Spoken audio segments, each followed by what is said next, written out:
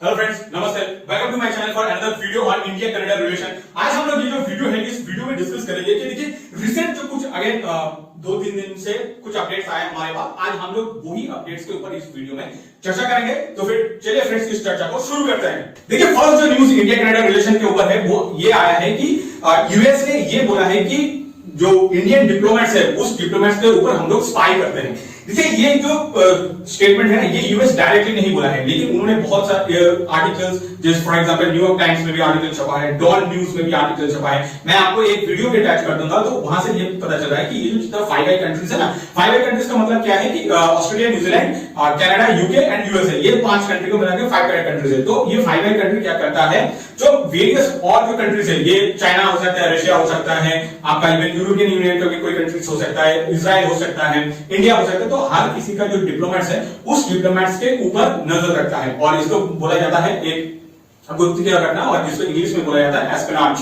तो ये करता है कौन करता है, यूएस करता है। अब इंटरनेशनली देखिए अकॉर्डिंग टू इंटरनेशनल लॉ ये जो काम करना, मतलब आप मान लीजिए किसी के परमिशन के बिना किसी का बात सुन रहे हैं, क्या उनका जो ईमेल है वो पढ़ रहे हैं, उनका क्या प्रेफरेंसेस है ये सब आप देख रहे हैं, तो ये इलीगल है। लेकिन यूएस क्या करता है कि आपको पता होगा यूएस पूरा जो वर्ल्ड ऑर्डर है ये थोड़ा अपने हाथ में लेता है। वो अपने आप ही बोलता है मैं ही बॉस हूं, मतलब वो खुद अपने आप को बोलता है, उसको किसी ने नहीं बोला कि आप ये बोले कि you are the boss. No, US ने ऐसा ही काम उन्होंने बोल दिया कि मैं ही बॉस हूं। तो इसके वजह से उन्होंने क्या किया है, पूरा इंटरनेशनल जितना भी लॉ है उसको धज्जियां बना दिया।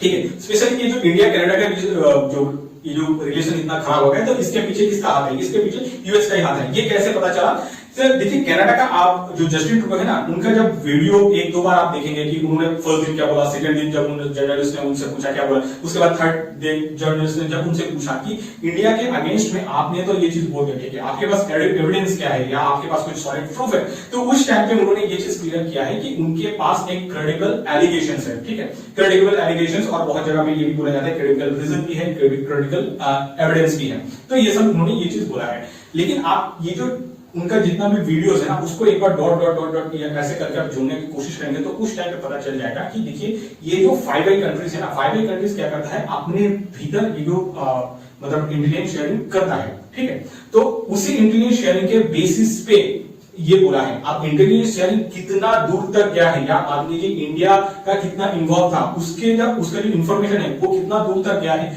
वो किसी को नहीं पता। अदरवाइज ये यूएसए को भी पता था, ये कनाडा को भी पता था, यूके को भी पता था, ऑस्ट्रेलिया को भी पता था, न्यूजीलैंड को भी पता था, सबको पता था कि हो सकता है कि इंडिया का इन्वॉल्वमेंट यहाँ पे है।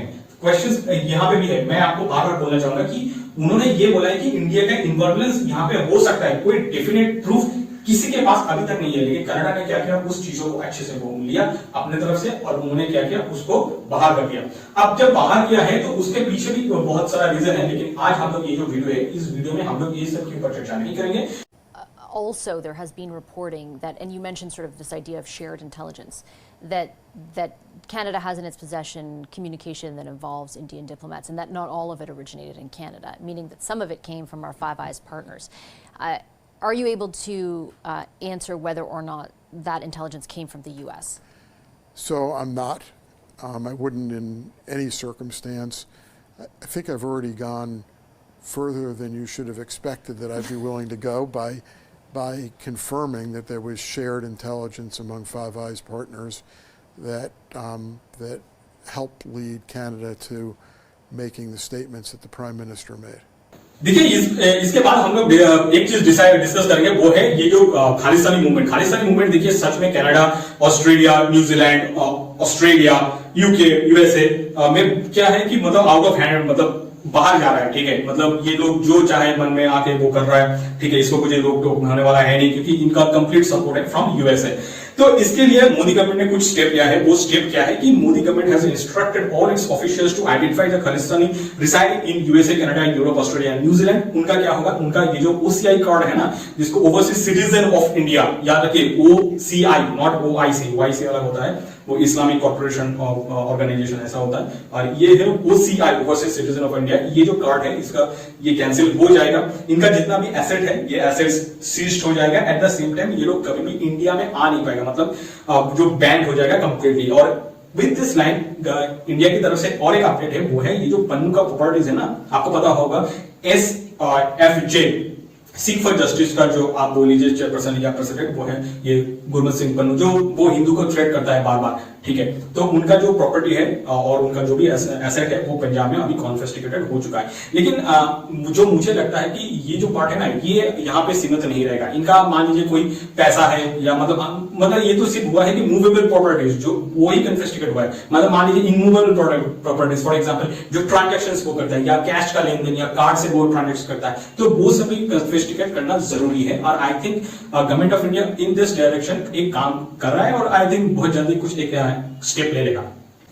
नेक्स्ट जो न्यूज है वो न्यूज है फ्रॉम हरदीप सिंह निज्जर, उनके तरफ से है। एक्चुअली जब ये हरदीप सिंह निज्जर जिनकी वजह से इंडिया और जो कनाडा का रिलेशन ये बहुत ही एकदम नीचे चला गया, तो इसके ऊपर एक सोशल मीडिया में देखिएगा एक इमेज है, इमेज को सर्कुलेट हो रहा है, मैं यहाँ पे अटैच भी करूंगा। उस इमेज पे आप देखिएगा कि ये जो हरदीप सिंह निज्जर यूएस में नो फ्लाई लिस्ट में था।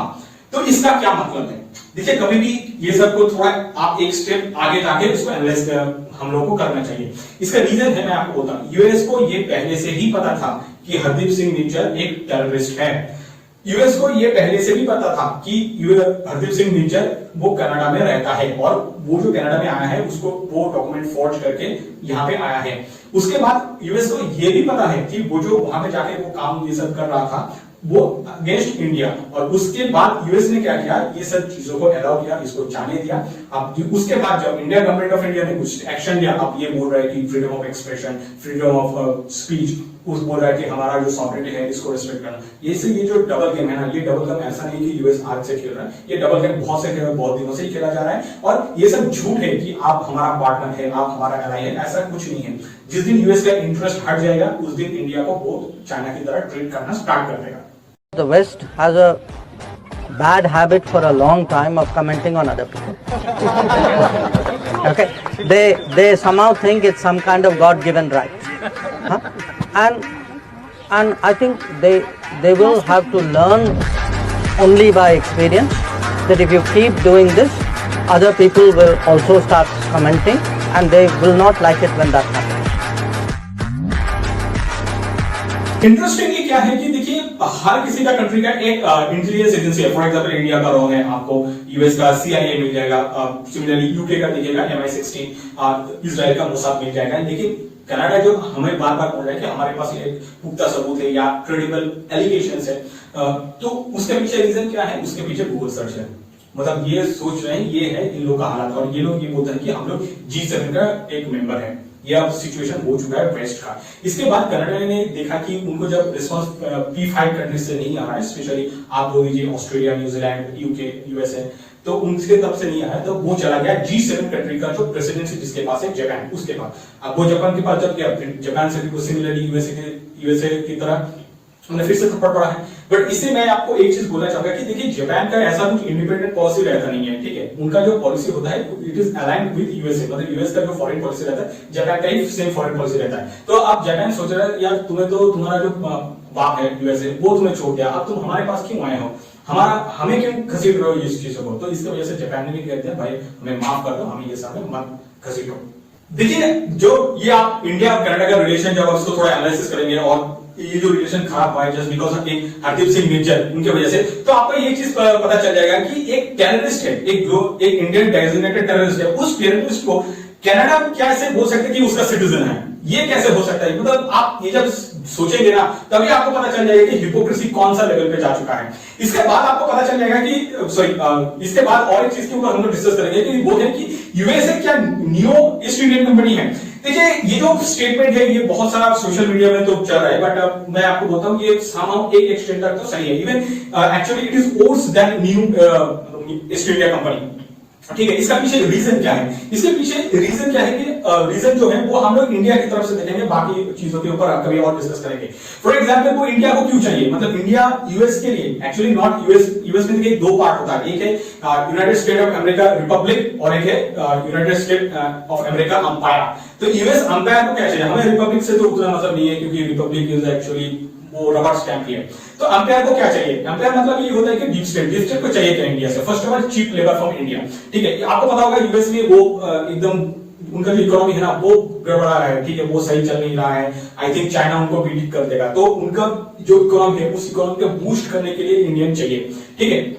आगे मतलब वो स्पेशली जो यूएस अंपायर है वो चाहता है कि चाइना के अगेंस्ट इंडिया को यूज किया जाएगा, लेकिन आई डोंट थिंक ये जो क्लॉज है ना, या आप बोल लीजिए ये जो लॉजिक है एक लिमिट तक ही सही रहेगा। उसका मेन रीजन है, देखिए जब तक चाइना इंडिया के ऊपर अटैक नहीं करेगा, इंडिया कभी भी जाके चाइना को अटैक नहीं करेगा, ये सच्चाई है, ठीक है। और ये ऐसा होता भी नहीं है, मान लीजिए दो नेबर कंट्रीज है, दो नेबर कंट्री एक दूसरे पर अटैक नहीं करता है। जैसे आप देख लीजिए अफगानिस्तान और पाकिस्तान के केस में, इवन आप इराक, लीबिया, कहीं पे भी यूएस जहां जहां अटैक किया है ना, तो वो यूएस का जो कंटिनेंट है, इवन कंटिनेंट से बहुत दूर जाके अटैक किया है। फॉर एग्जाम्पल यूएस अटैक कहां किया है, मिडिल ईस्ट में, ठीक है, मिडिल ईस्ट में, सीरिया में, अब इराक में भी किया है, ठीक है, इवन अफ्रीका में, बोलीविया में किया है। लेकिन कभी भी आप देखिएगा जो नॉर्थ अमेरिकन कंटिनेंट है, अपने कंटिनेंट में कौन सा कंट्री है, यूएसए है, मैक्सिको है, और थोड़ा वो कैरिबियन है, कैरिबियन को छोड़ दीजिए, और एक है ये वाला आपका कनाडा, इवन क्यूबा भी है। क्यूबा के तरफ से भी यूएस को बहुत टेंशन देता है, लेकिन उन्होंने कभी क्यूबा को अटैक नहीं किया। उसके पीछे रीजन भी यही है कि मान लीजिए आप एक कंट्री में जाके आप अटैक कर रहे हैं ना, तो उससे क्या होता है, आपका जो बॉर्डर है वो वल्नरेबल बन जाता है। तो इसके वजह से भी आप देखिएगा, बैक टू आवर डिस्कशन, कि इंडिया कभी भी चाइना के अटैक नहीं करेगा, चाइना कभी भी इंडिया के डायरेक्ट अटैक नहीं करेगा। मान लीजिए वो हिमालय में कुछ एक दो स्किमिस हो जाएगा, और ये हो सकता है तो कि आपका जो सी वाटर वॉरफेयर वहां पे हो सकता है। अपार्ट फ्रॉम दैट दोनों में डायरेक्ट एंगेजमेंट नहीं होगा, क्योंकि चाइना पाकिस्तान नहीं है, पाकिस्तान जैसे बेवकूफिया किया था, तो चाइना वो कभी नहीं करेगा। इसके बाद तो फिर वो हमारा जो मेन डिस्कशन है, हम लोग वहां से थोड़ा भटक गए। तो बोलने का तात्पर्य यही है कि और US always wants India because of China, ठीक है, और इसके पीछे और कोई रीजन नहीं है। इसके बाद डेफिनेटली यूएस ये कोशिश करता है कि देखिए उनके लिए चाइना का जो मार्केट है ना, उसको एक्सेस करना बहुत डिफिकल्ट है। तो ये कोशिश करेगा यूएसए कि इंडिया का जो मार्केट है ना, इतना बड़ा मार्केट, वो मार्केट अपने पास रखेगा।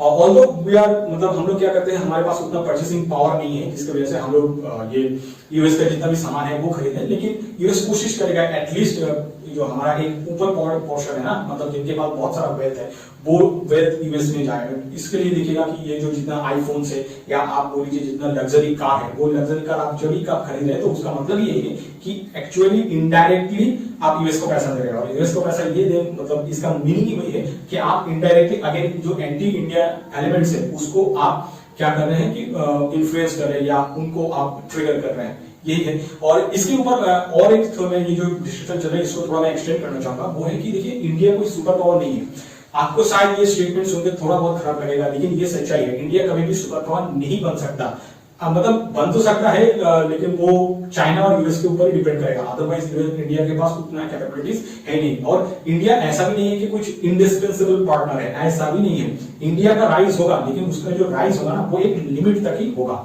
तो देखिए लास्ट में क्वेश्चंस क्या है, देखिए क्वेश्चन यही है कि बाइडेन एडमिनिस्ट्रेशन को जो मोदी एडमिनिस्ट्रेशन है, इससे चाहिए क्या, यही एक क्वेश्चन है। With this thing, let's wrap up this video. इसके बारे में कमेंट सेक्शन में जरूर लिखिएगा। Thank you guys for watching this video till the end. आपसे मुलाकात होगा नेक्स्ट वीडियो में। Till then, bye bye.